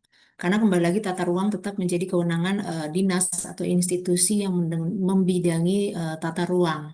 Sehingga terkait antara bagi OPD di tingkat kabupaten itu menjadi penting memberikan informasi yang valid kepada para pemerintah desa agar pemerintah desa melakukan identifikasi warga-warganya, terutama untuk perkebunan-perkebunan rakyatnya, apakah memang berada di tata ruang yang tepat atau tidak. Sehingga ketika akan melakukan usaha atau akan membuka lahan untuk perkebunan, khususnya kelapa sawit, itu memang sudah yakin bahwa lahan itu berada di tata ruang untuk perkebunan. Kemudian untuk misalkan tidak memiliki hak atas tanah tadi seperti itu ya, ataupun tidak ada dokumen. Jadi di STDB itu untuk dokumen legalisasi lahan itu bisa menggunakan surat penguasaan fisik yang sekarang ini sudah diatur melalui regulasi ATR untuk perorangan itu bisa memiliki dokumen surat penguasaan fisik ataupun surat keterangan dari pemerintah desa seperti itu. Kemudian berkaitan dengan pertanyaan yang satu lagi ya, bagaimana ketika sosialisasi. Nah, artinya sosialisasi berkaitan dengan STDB, berkaitan dengan ISPO, ini pemerintah daerah sudah melakukan juga sosialisasi kepada pekebun-pekebun. Jadi melalui dana DBH itu sudah ada program untuk sosialisasi dan juga pelatihan ICS, artinya di dalam rangkaian kegiatan itu sudah tersosialisasikan kepada pekebun-kebun yang ada di wilayahnya masing-masing. Kemudian juga untuk STDB ini juga ada dukungan dari dana DBH sawit untuk melakukan pendataan. Tentu juga pemerintah kabupaten sudah melakukan proses sosialisasi terlebih dahulu kepada pekebun-pekebun untuk bisa memahami apa itu STDB, apa itu manfaatnya. Artinya keterlibatan pemerintah daerah ini menjadi kunci untuk melakukan transfer informasi terhadap regulasi-regulasi yang berkaitan dengan perkebunan, baik mulai dari legalisasi maupun sampai sertifikasi sawit berkelanjutan. Baik, terima kasih banyak Ibu Doris. Saya akan coba lanjut ke pertanyaan berikutnya untuk Pak Dani. Ada pertanyaan dari Ibu Wahyu Setia Ratri. Jadi ini konteks terkait Kementerian Kehutanan, Bapak. Pertanyaannya sebagai berikut. Akhir-akhir ini di sektor perkebunan cenderung melakukan pembukaan kawasan hutan dalam rangka mencapai perekonomian yang lebih maju. Nah, pertanyaannya, bagaimana konversi perkebunan terhadap kelangsungan hutan yang saat ini yang barangkali ada kepentingan pihak tertentu, Bapak. Wah, ini agak sensitif ya pertanyaannya. Apakah ada mungkin begitu ya pertanyaannya terkait hal ini jika konversi konversi kawasan hutan menjadi non kehutanan, apalagi untuk peruntukan perkebunan itu, apakah ada kepentingan pihak tertentu, Bapak? Lalu pertanyaan berikutnya, bagaimana upaya yang dapat kita dorong untuk menjaga keberlangsungan ekosistem di kawasan perkebunan jika memang itu dikonversi dari kawasan hutan. Terima kasih Bapak. Saya persilakan untuk Baik, terima kasih pertanyaannya. Sebetulnya untuk konversi tanaman hutan ke non kehutanan itu memang di satu sisi itu bisa apa ya, dari aspek ekologi itu kan merubah fungsi, bisa merubah fungsi satu area atau kawasan. Tapi mungkin di satu sisi yang lain itu ada satu kepentingan yang memang saya nggak tahu, mungkin ada kepentingan, bisa kepentingan masyarakat lokal atau bisa kepentingan juga masyarakat yang punya uang untuk membuka hutan. Nah, itu makanya di perhutanan sosial, sebetulnya perhutanan sosial itu memberikan akses legal bagi masyarakat untuk mengelola hutan ya. Tapi bukan berarti untuk mengkonversi hutan menjadi tanaman perkebunan. Konsepnya adalah tetap agroforestry, jadi tetap area itu terjaga kelestariannya, tapi juga bisa memberikan manfaat. Nah, mungkin bisa melalui tanaman-tanaman tadi ya, non kayu, menghasilkan produk non kayu, baik itu buah-buahan, getah atau yang sebagainya. Nah itu hanya masalahnya nanti apakah memang itu masuk tanaman perkebunan atau tidak gitu ya. Nah kami kalau di kehutanan kan konteksnya hanya tanaman penghasil kayu dan tanaman penghasil non kayu ya, bukan kayu. Jadi kalau di sisi kehutanan hanya itu. Kalau untuk apakah eh, jadi gini, kalau sebetulnya hutan itu ya, hutan itu ada dalam konteks secara legal dalam bentuk kawasan. Jadi kalau kawasan itu berarti satu area yang sudah diakui sebagai eh, kawasan hutan, atau ada juga secara tutupan. Tutupannya dia hutan gitu ya. Secara fungsi tutupan dia hutan. Tapi ada juga kawasan hutan yang tutupannya tidak seperti hutan gitu. Nah, makanya dalam hal ini mungkin masyarakat sendiri agak ini ya, eh, belum belum terlalu bisa membedakan antara kawasan hutan dengan hutannya itu sendiri gitu ya. Belum tentu juga satu areal yang kelihatan seperti hutan itu masuk menjadi kawasan. Nah, terkait dengan hal ini, makanya tadi disinggung tentang eh, peta juga. Memang eh, peta kawasan hutan itu sendiri itu sifatnya dinamis ya.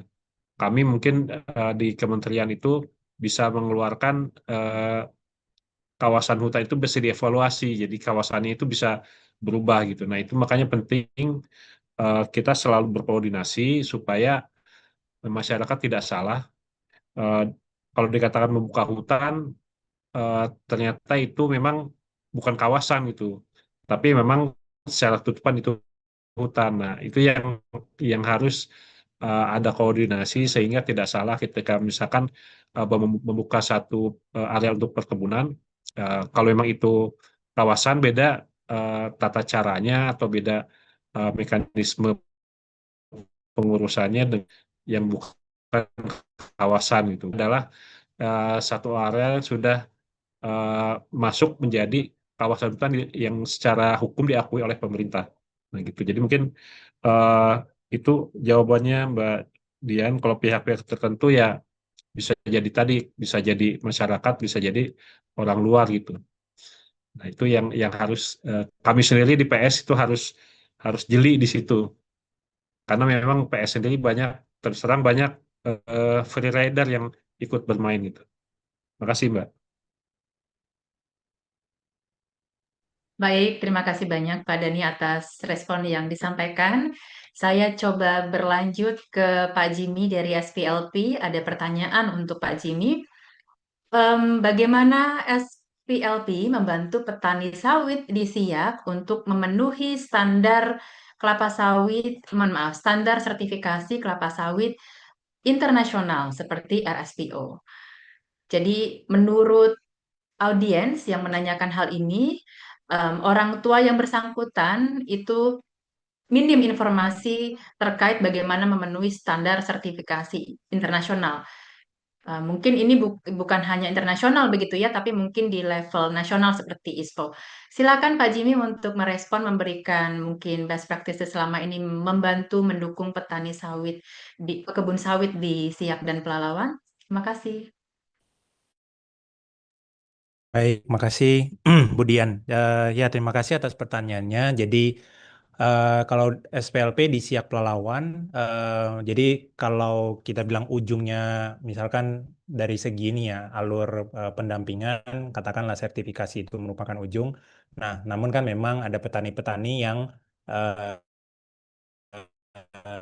tidak bisa didukung untuk sertifikasi. Nah, apa yang SPLP lakukan? Kami kami melakukan intervensi ataupun pendampingan di beberapa aspek, juga kayak pemetaan lahan, sehingga memang nanti lahan tersebut sudah terdokumentasi dengan baik berapa titik koordinatnya, kemudian koordinasi dengan dinas yang membidangi perkebunan untuk penerbitan STDB, ada pelatihan terkait dengan GAP juga, praktik pertanian terbaik gitu. Nah, memang kalau tadi pertanyaannya sertifikasi, satu hal mau nggak mau kan persyaratan kunci itu harus ada kelembagaan. Nah, sampai saat ini sih memang ada beberapa titik tumpu pendampingan kami untuk sertifikasi. Misalkan kalau di Siak itu ada di em, Kampung Perincit, kemudian di Tua Indrapura, sama yang di Kotoringin. Baik itu sertifikasi ISPO maupun RSPO. Nah, tapi sisanya kalau yang non sertifikasi untuk GAP, pelatihan pelatihan GAP, pemetaan STDB itu ada total di 22 desa di Siak, yang kebanyakan itu di sisi timurnya Kabupaten Siak, Kecamatan Sungai Apit begitu, Pusako dan sebagainya. Dan memang kami tidak banyak menjangkau ke sisi baratnya Kabupaten Siak, misalkan Kecamatan Minas dan sekitarnya. Itu mungkin dan kalau misalkan pun mau menghubungi kami bisa juga nanti lewat di di website, bisa bisa di search ada Siak Pelalawan Landscape Program, nanti ada informasi kontak juga di sana, atau bisa search Diameter juga, nanti bisa hubungin kami juga lewat sana. Terima kasih, Budian. Baik, terima kasih banyak Pak Jimmy. Ini juga mungkin melanjutkan respon dari Pak Jimmy untuk Bapak Ibu hadirin yang tertarik untuk mengetahui program Sustainable Landscape Program Indonesia. Bisa mengunjungi beberapa laman yang nanti akan kami informasikan via fitur chat begitu ya, untuk memperoleh perkembangan maupun insights yang mungkin dilakukan oleh rekan-rekan mitra lanskap di 5 provinsi di Indonesia. Saya sedikit promo nih, mohon maaf Bapak Ibu. Baik, saya akan lanjutkan ke pertanyaan berikutnya. Ini ada satu pertanyaan yang menurut saya juga tidak kalah menarik. Ini ditujukan oleh para narasumber yang mungkin merasa relevan begitu ya, terkait rencana aksi nasional kelapa sawit berkelanjutan atau RANKA-SB yang kemudian diterjemahkan menjadi rencana aksi daerah kelapa sawit berkelanjutan. Ada pertanyaan dari Bapak Rikto Yotodiharjo. Ini mungkin bisa direspon oleh Ibu Doris dan Pak Jimmy begitu ya. Tapi bila Pak Dani merasa relevan juga bisa memberikan respon Bapak. Dalam konteks kepatuhan keterlanjuran sawit dalam kawasan hutan, bagaimana RADKSB atau RANKSB ini menjadi platform untuk menyinergikan implementasi jangka benah? Kemudian, apa saja peran strategis yang bisa didorong dari level daerah untuk mendukung percepatan kepatuhan petani terhadap kebijakan seperti jangka benah dan penertiban kawasan hutan? Mungkin bisa dimulai dari Bu Doris atau Pak Jimmy terlebih dahulu. Silakan Bu Doris terlebih dahulu. Silakan Bu. Terima kasih.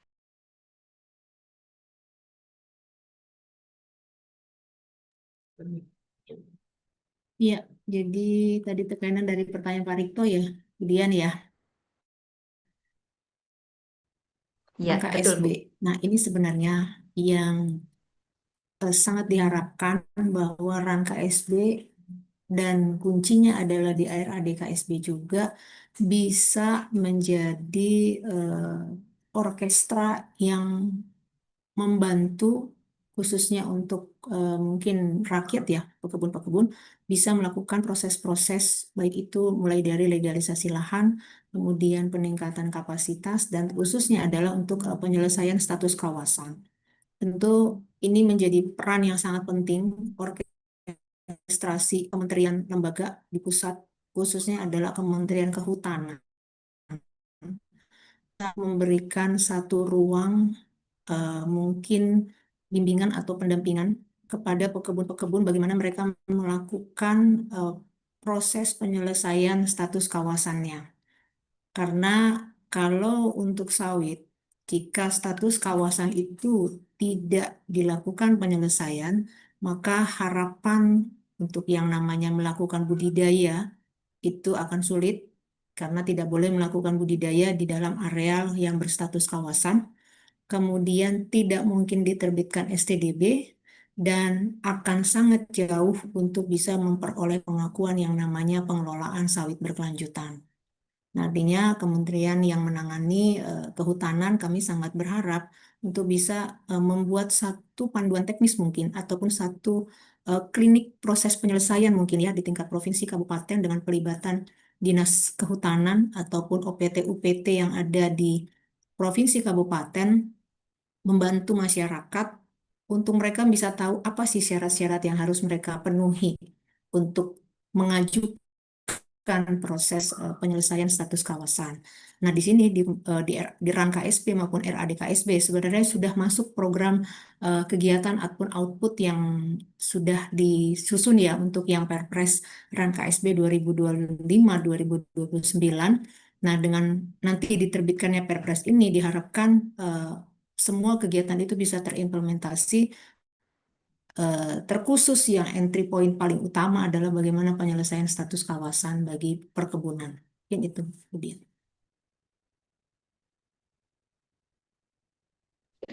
Baik, terima kasih banyak, Bu Doris. Pak Jimmy, ada tanggapan terkait pertanyaan tadi, Pak? Karena selama SPLP juga turut mendukung penyusunan dan implementasi RAD KSB di Riau, ya.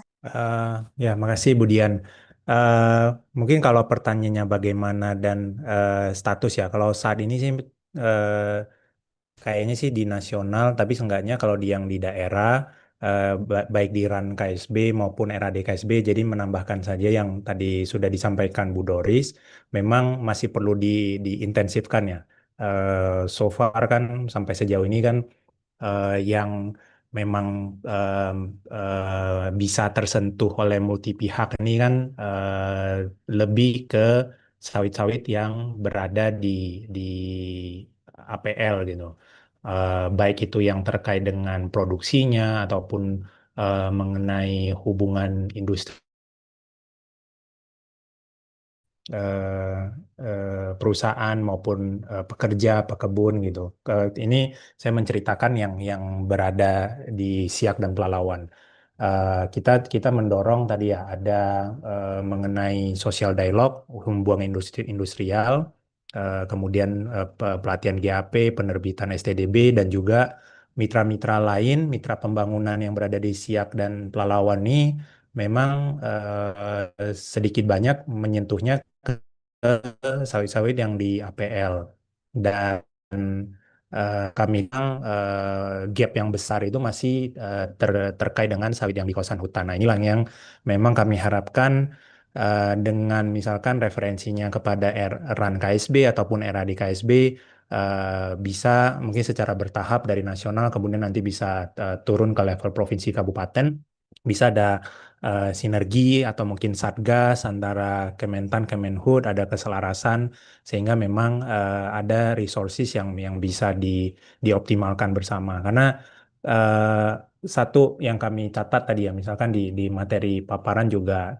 tadi coba kami laporkan. Yang pertama kan memang terkait dengan dukungan ataupun buy-in dari petani. Kita bicara terkait implementasi. Kemudian setelah ada dan menurut kami ini harus mungkin paralel untuk disikapin bersama, misalkan apakah dari segi rantai pasoknya di sektor swasta ataupun nanti di sektor masyarakatnya, lalu juga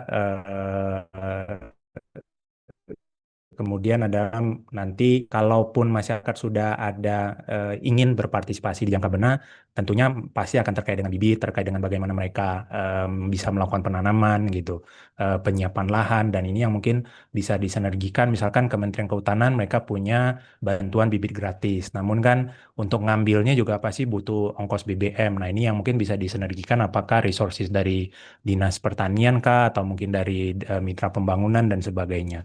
Itu mungkin intinya sih masih perlu diintensifkan dan kalau memang ini bisa menjadi webinar ini bisa menjadi momentum yang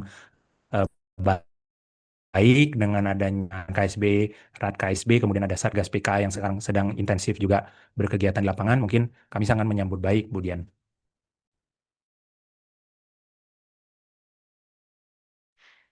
Baik, terima kasih banyak Pak Jimmy atas responnya. Suaraku masuk. Baik, barangkali untuk Pak Dani saya ada pertanyaan yang saya identifikasi ini spesial Bapak untuk Kementerian Kehutanan ini dari rekan-rekan di Papua. dari Pak Stefanus Wawiyai. Izin bertanya untuk Bapak Ahmad Dhani, dalam skema pengelolaan perhutanan sosial melalui PIAPS, kondisi di Papua rata-rata pengajuan skema hutan desa lebih dari 5.000 hektar dan sebagiannya merupakan pengelolaan perhutanan sosial yang berada di kawasan hutan lindung. Hingga saat ini belum ada pengelolaan perhutanan sosial melalui skema hutan kemasyarakatan atau lainnya di Papua. Terkait dengan kepatuhan berkelanjutan dalam pengelolaan sawit, agak sulit rasanya dilakukan di wilayah Papua karena izin HGU milik perusahaan untuk petani masih sangat terbatas. Apalagi isu sawit di Papua masih sangat sensitif. Bagaimana menurut Bapak terkait hal ini? Karena perlu mungkin dipikirkan kebijakan sawit yang lebih komprehensif gitu ya, terintegrasi dengan pengelolaan perhutanan sosial. Disilakan Bapak untuk merespon. Terima kasih.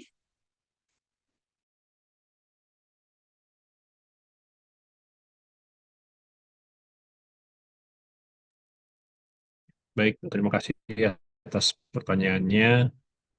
Ini menarik ya, emang Papua ini tanahnya luar biasa luas dan masih memungkinkan ya untuk PS itu sampai maksimal. Jadi pemberian PS itu maksimal 5.000 hektar dan 5 atau kalau di dibagi ya per kakak, karena satu kakak itu hanya boleh ada di satu kelompok, satu kakak hanya 15 hektar. Jadi mungkin untuk eh, jumlah kakaknya tidak sampai batas 5.000, mungkin nanti akan dibatasi dengan dikalikan 15 hektar per kakak. Eh, untuk eh, sawit di Papua, saya mungkin tidak terlalu paham juga seperti apa. Cuma eh, selama ini memang PS itu sendiri sudah mengakomodir ya, dalam artian untuk sawit-sawit yang keterlanjuran ya, artinya sebelum eh, ditanam sebelum adanya berlakunya UCK itu sudah diakomodir. Cuma berikutnya adalah untuk sawit-sawit yang baru ditanam itu sebetulnya eh, tidak masuk ke aturan itu sebetulnya. Nah, terkait dengan jangka benah dalam Permen nomor 9 sendiri kan sudah diatur ya untuk satu daur. Nah, kalau misalkan selama aturan yang tidak berubah di mana sawit itu bukan tanaman kehutanan, maka mau tidak mau tanaman sawit yang ada dalam kawasan hutan itu mau tidak mau memang harus ditebang ya, ditebang. eh, Pemanfaatannya hanya sebatas ya. Nah, setelah itu bukan ditebang.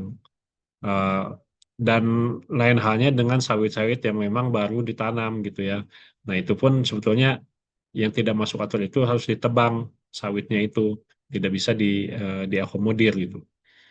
Nah, kalau memang untuk penyelesaiannya tadi kalau saya baca ya sekilas di pertanyaan-pertanyaan ini banyak pertanyaan tentang sawit-sawit dalam kawasan. Sebetulnya intinya seperti itu ya. Sawit dalam kawasan itu tetap jadi barang haram lah istilahnya untuk saat ini ya, untuk saat ini. Saya tidak tahu kebijakan ke depannya, tapi tadi yang disampaikan Bu Doris saya tertarik juga.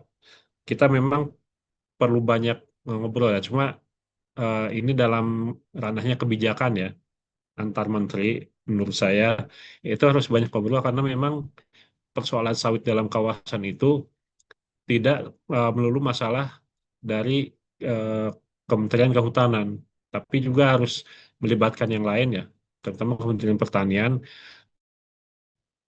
terkait dengan swasembada gitu ya. Karena tadi kan dibilang 40% sawit itu ada sawit milik rakyat dan tadi yang disampaikan Pak Jimmy saja ada di waktu sebetulnya menjadi krusial untuk dibicarakan di tingkat kebijakan gitu ya, seperti apa untuk mengantisipasi ke depannya.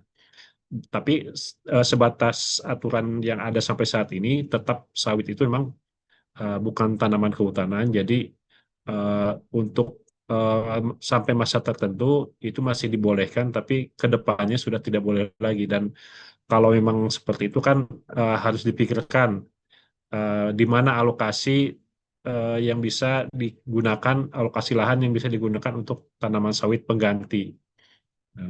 Sementara kalau di kawasan hutan tetap harus diganti dengan tanaman kehutanan, jadi bukan sawit lagi gitu. Mungkin itu eh, Mbak Dian, mohon maaf kalau kurang pas dengan pertanyaannya tadi. Terima kasih banyak, Pak Dani.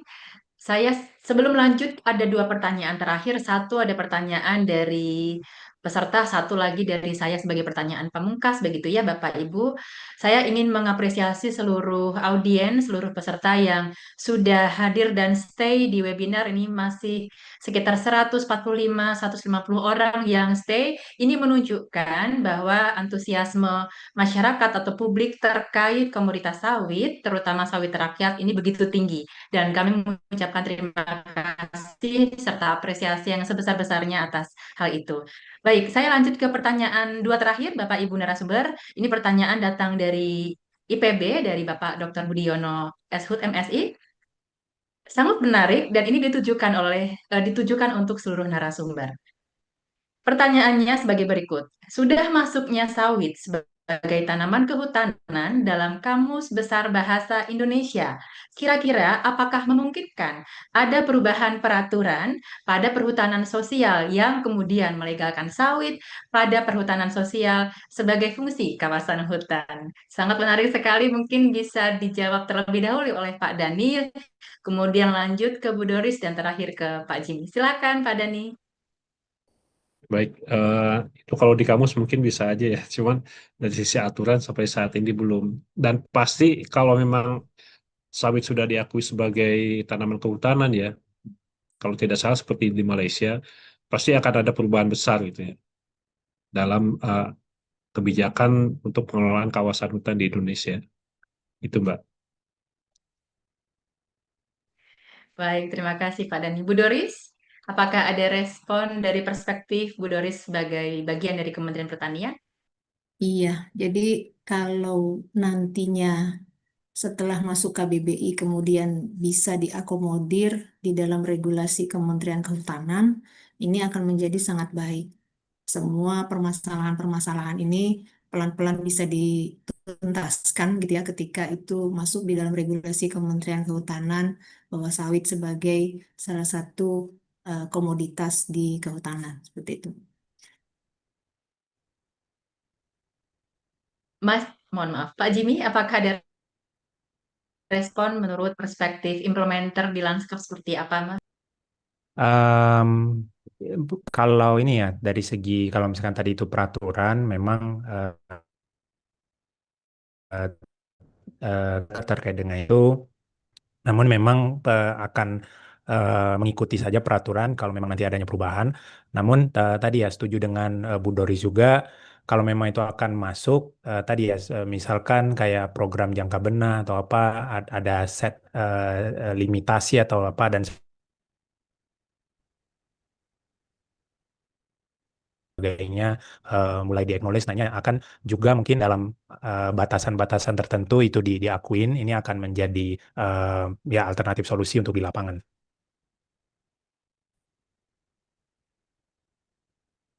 Baik, terima kasih banyak atas responnya, Pak Jimmy. Satu pertanyaan dari saya, Bapak Ibu, sebagai pertanyaan pamungkas. Sebetulnya kami 30 pertanyaan yang kami terima, tetapi saya mohon maaf sebesar-besarnya. barangkali tidak bisa diadres semua dalam forum webinar ini, tetapi tadi yang kami sampaikan di awal, kami akan berupaya untuk merespon setiap pertanyaan tersebut via email masih ke masing-masing penanya atau hadirin. Begitu ya Bapak Ibu. Satu pertanyaan dari saya untuk Bapak Ibu narasumber berkaitan dengan topik kita, menyinergikan konsep jangka benah untuk menertibkan sawit rakyat dalam kawasan hutan, kemudian bagaimana nanti kompleks yang dapat dilakukan dalam jangka waktu dekat, kurun waktu 1 hingga 5 tahun, mengingat ketika kita ingin menyinergikan kebijakan, kita perlu ada kolaborasi dan keterlibatan multi pihak dari nasional hingga subnasional, begitu juga di antara masing-masing instansi. Kira-kira strategi terdekat yang bisa kita upayakan untuk menyinergikan ini semua apa, Bapak Ibu? Mungkin bisa dimulai dari Pak Jimmy, silakan Pak. Em, ya, bagaimana ini bisa disinergikan? Yang pasti pertama adalah butuh ada sinkronisasi, Budian. Ya, karena tadi ya, kalau saya coba eh,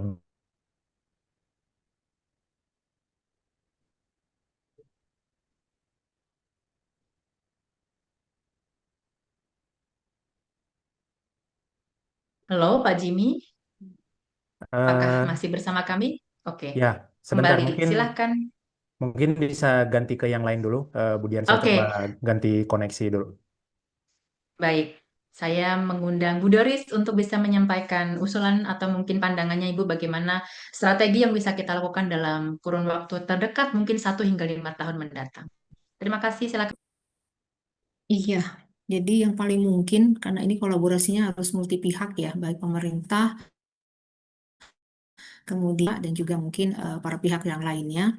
Implementasi dari RAN KSB maupun RAD KSB yang betul-betul konsisten ini menjadi salah satu strategi yang bisa mengurai permasalahan-permasalahan menuju tahapan-tahapan penyelesaian untuk memastikan perkebunan kelapa sawit ini tetap berkelanjutan.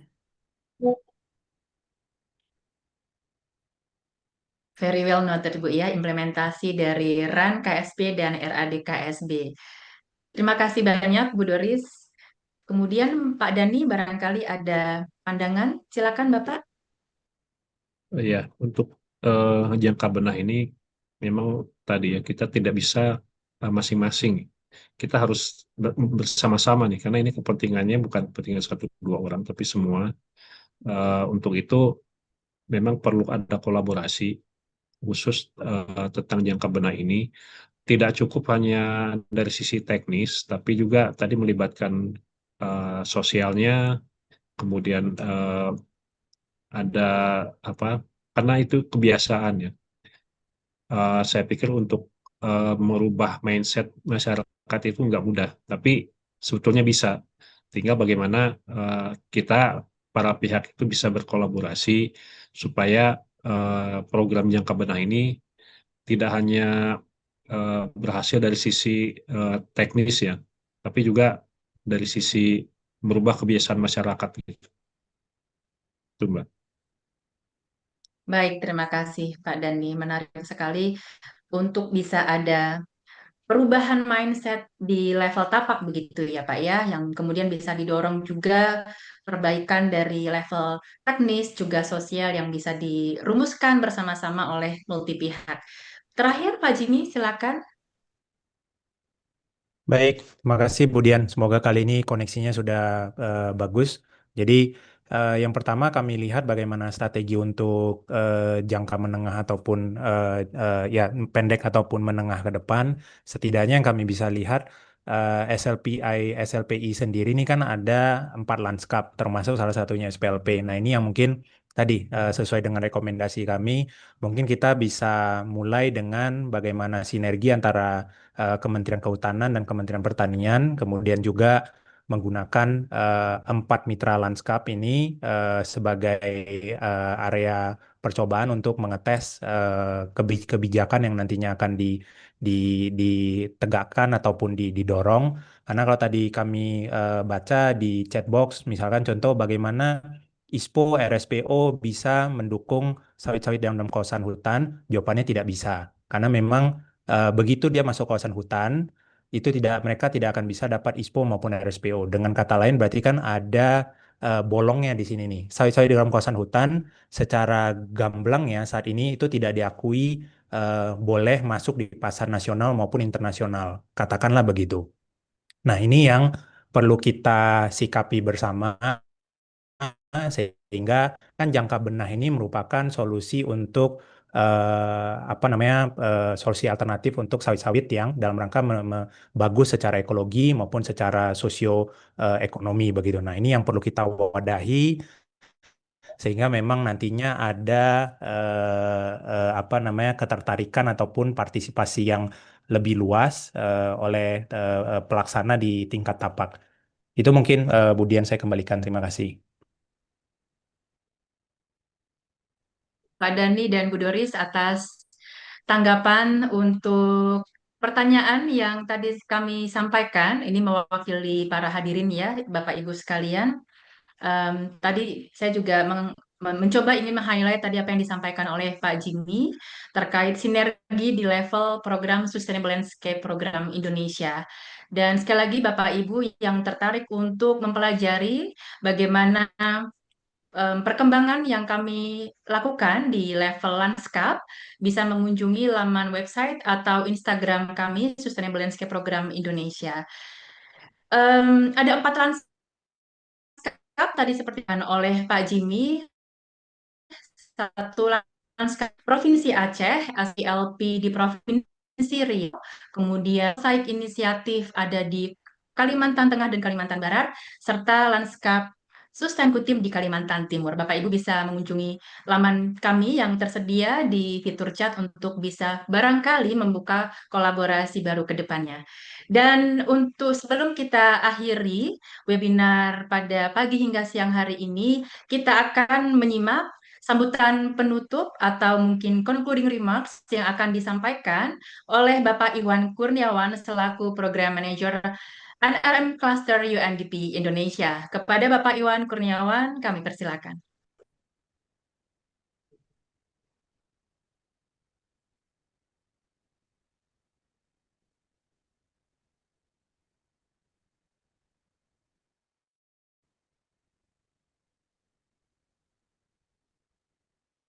Bismillahirrahmanirrahim. Assalamualaikum warahmatullahi wabarakatuh. Selamat siang Bapak dan Ibu yang kami hormati, para narasumber serta seluruh peserta webinar yang berjumlah lebih dari 150 orang hari ini. Terima kasih banyak atas partisipasinya, luar biasa. Kita bisa belajar bersama-sama pagi ini di hari yang sangat baik. Pertama-tama izinkan saya menyampaikan apresiasi dan terima kasih yang sebesar-besarnya kepada para narasumber. Di sini ada Ibu Doris Merdekasari dari Kementerian Pertanian, kemudian Pak Ahmad Dhani dari Kementerian Kehutanan, dan Mas Jimmy dari Daimater selaku praktisi di lapangan yang telah berbagi perspektif yang sangat berharga pada sesi hari ini, memberikan gambaran nyata bagaimana kebijakan jangka benah, PKH, dan juga sertifikasi ISPO diterjemahkan menjadi praktek nyata di tingkat tapak. Atas nama UNDP Indonesia, kami juga ingin menyampaikan terima kasih dan penghargaan khusus kepada Kementerian Koordinator Bidang Perekonomian, khususnya Bapak Edi Yusuf, atas dukungan dan kepemimpinannya yang konsisten dalam memperkuat tata kelola sektor kelapa sawit di Indonesia, serta dalam mendorong kolaborasi lintas sektor melalui inisiatif seperti Sustainable Landscape Program Indonesia ini. Bapak Ibu sekalian, dari diskusi yang sangat kaya hari ini, ada beberapa hal penting yang dapat kita gunakan sebagai pembelajaran pertama. Pertama, pembangunan sawit atau kelapa sawit berkelanjutan membutuhkan pendekatan yang realistis dan bertahap, terutama bagi pekebun rakyat. Instrumen seperti SDD, ISPO, dan kebijakan jangka benah bukanlah kebijakan yang berdiri sendiri, tetapi merupakan bagian dari upaya memperbaiki tata kelola sektor sawit secara menyeluruh. Kedua, kita melihat bahwa penanganan sawit dalam kawasan hutan ini memerlukan solusi kolaboratif. Melalui pendekatan seperti jangka benah dan juga skema perhutanan sosial, terdapat peluang untuk menyeimbangkan antara kepastian hukum, perlindungan ekosistem, dan keberlanjutan penghidupan masyarakat. Dan yang ketiga, pengalaman di lapangan menunjukkan bahwa transisi menuju kepatuhan tidak dapat dicapai oleh satu pihak saja. Kolaborasi antar pemerintah, sektor swasta, masyarakat, dan juga organisasi pendukung menjadi kunci untuk memastikan bahwa produk sawit berkelanjutan benar-benar menjadi norma di tingkat lanskap. Pendekatan lanskap memungkinkan kita mengatasi persoalan keberlanjutan secara sistemik, bukan hanya di satu kebun atau di satu rantai pasok, tetapi pada keseluruhan ekosistem produksi. Dalam hal ini, UDP melalui SLP terus berkontribusi dan juga hadirkan ruang dialog, mendorong inovasi kebijakan, serta memperkuat kolaborasi multi pihak, sehingga keberlanjutan ini bukan lagi sekedar komitmen, tetapi menjadi standar baru dalam transformasi pembangunan sektor sawit di Indonesia yang lebih berkelanjutan, inklusif, dan juga berdaya saing. Kami berharap diskusi hari ini tidak berhenti sebagai pertukaran ide, tetapi menjadi langkah bersama untuk memperkuat sinergi, baik di tingkat kebijakan maupun implementasi di tingkat lapangan. Akhir kata, kami terima kasih atas partisipasi aktif dari Bapak dan Ibu sekalian, juga kepada Ibu Dian yang telah memfasilitasi sesi ini dengan baik. Semoga webinar Bintang SLPI hari ini memberikan inspirasi dan juga energi baru untuk terus mendorong transformasi sektor sawit Indonesia menuju masa depan yang lebih berkelanjutan. Wassalamualaikum, selamat melanjutkan ibadah puasa bagi yang sedang menjalankan, dan sampai jumpa pada diskusi Bintang SLPI berikutnya. Terima kasih. Saya kembalikan. Terima kasih konkludi remarks yang disampaikan. Bapak Ibu hadirin yang kami muliakan, kami mengucapkan terima kasih banyak sekali lagi atas paparan yang sangat kaya yang tadi disampaikan oleh narasumber, serta tanggapan yang sangat positif serta konstruktif dari seluruh hadirin yang berpartisipasi dalam webinar Bintang kali ini. Saya Dian Yonita, selaku National Project Manager UNDP Indonesia, mengucapkan terima kasih telah memperkenankan saya untuk memandu jalannya diskusi dan mohon perkembangan terkait program Indonesia serta functions dari acara webinar ini pada waktu yang mendatang. Saya wakili tim juga memohon maaf atas segala kekurangan dan barangkali kesalahan teknis yang terjadi selama acara berlangsung. Kami cukupkan sekian. Terima kasih Bapak Ibu hadirin semuanya. Selamat melanjutkan aktivitas. Sampai jumpa. Wassalamualaikum warahmatullahi wabarakatuh. Selamat siang. Mohon berkenan untuk mengisi pre-post survei yang akan tampil setelah ini. Terima kasih. Bapak Ibu. Mari. Terima kasih Bu Doris, Pak Dani, Mas Jimmy.